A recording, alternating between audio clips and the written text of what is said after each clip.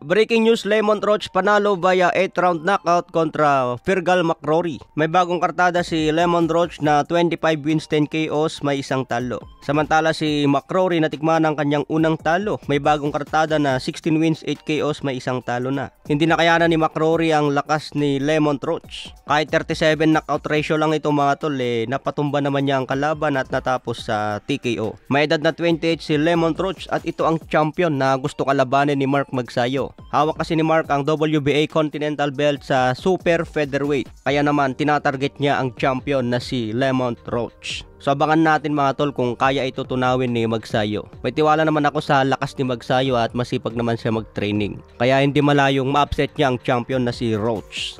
Sa ibang banda, Bob Arum sinabi na kung sino ang susunod na kalaban ni Teofimo Lopez. Kung manalo raw si Lopez kontra Steve Claggett ngayong linggo, gusto ni Bob Arum pakyatin si Lopez sa welterweight division para sagupain si Brian Norman Jr. May kartada ito na 26 wins, 20 KOs, walang talo. Edad 23 pa lang ito at may tangkad na 5'8". Ito raw ang unang sagupain ni Lopez sa welterweight bago niya ibigay si Terence Bud Crawford. So plano ni Arum mga tol, pakyatin na lang itong si Lopez sa welterweight para maghari sa 147. Hindi rin malayo na magtapat si Teofimo Lopez kontra Jaron Boots Ennis. Lalo na kung maganda ang kondisyon ni Lopez sa 147. So nakikita ni Arum na mas malaki ang kikitain ni Lopez sa 147 pounds. Lalo na kung ma-upset ni Lopez itong si Terence Crawford. Naniniwala si Lopez na kaya niya talunin si Crawford at agawin ang kanyang mga titulo. Pero abangan muna natin ang ipapakita ni Lopez ngayong linggo kontra Steve Claggett. Sa ibang banda, David Benavidez binigyan ng 2 linggo para mag-decide kung anong division siya magpapatuloy.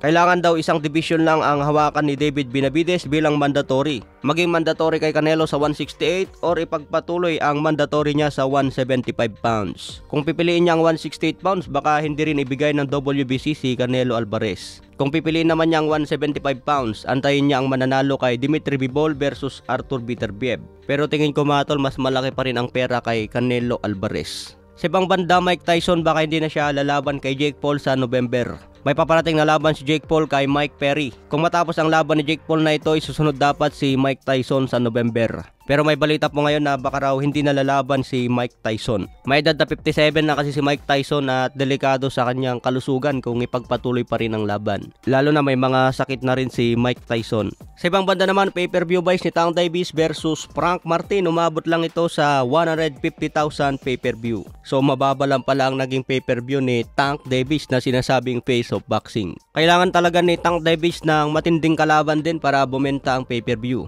Tulad sa naging laban niya kay Ryan Garcia, umabot ng 1.2 million pay-per-view buys. So itong laban ni Davis at Loma, ano sa tingin nyo mga tol? Aabot kaya ito sa million pay-per-view buys?